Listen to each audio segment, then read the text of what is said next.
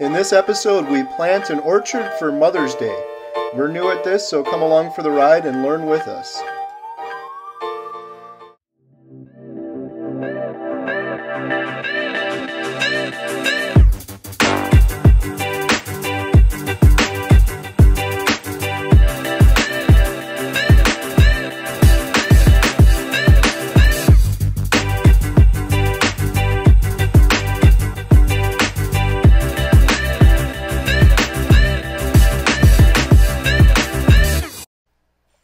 So here we have a little Google SketchUp of our farm area. Our chicken coops here on the left. We built that first. Then we built the garden. Then you can see the little goat house and goat area. Now the goats actually had this full area here on the left and on the right. But they kept jumping over their fence. So we ended up putting this little divider fence in between and making it taller. And then they got pretty fat leading up to winter time.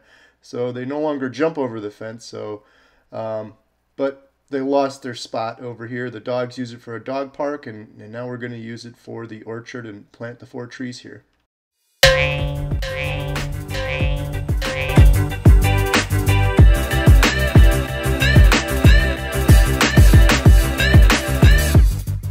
And in the video, I'm just talking with the girls, and we're talking about how the apple trees cross-pollinate.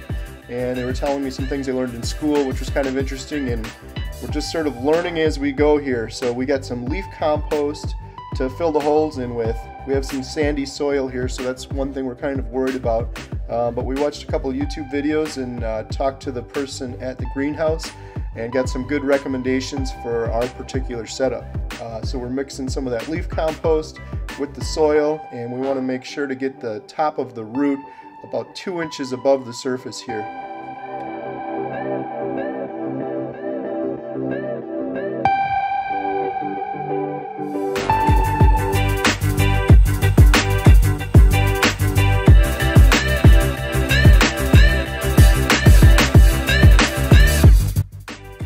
So here we're kind of lining up where the largest branch is going to aim. We're kind of trying to be strategic about it, make sure it's not aiming right where we're going to walk, make sure it's not aiming right towards the other tree. So I think we found a good spot for it. So this first tree here is Emma's tree. It's a Honeycrisp apple tree, and we made a little reservoir, or as Emma called it, a little donut around the tree, so that when we initially filled the water in, it would soak in really well before we put the mulch above it. So next we're working on Katie's tree here. Katie's tree is a combination cherry tree, which is really pretty cool. I didn't even know these things existed. There's actually a little label on each one of the branches, and each branch has a different type of cherry. So there's Bing cherries on one, other cherries on another, and a third type of cherries on the third branch. So it's pretty cool. So we're doing the same process we did with the apple tree, and we're moving from tree to tree here.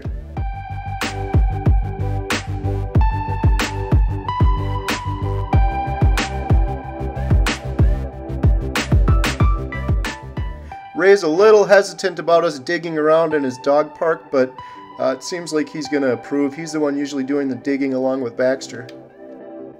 So for one of the last steps, we're adding some wood mulch around each tree, and that's to hold the moisture in. So we put quite a bit of water on the tree, making sure that the roots get nice and moist.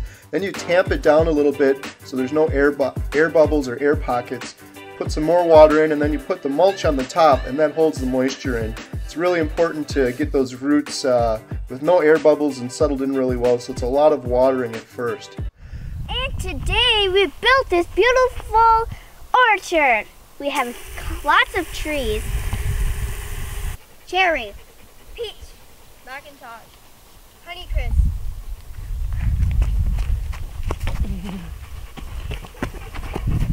Thank you, girls. Happy Mother's Day, Mommy. Thank you. Happy Mother's Day.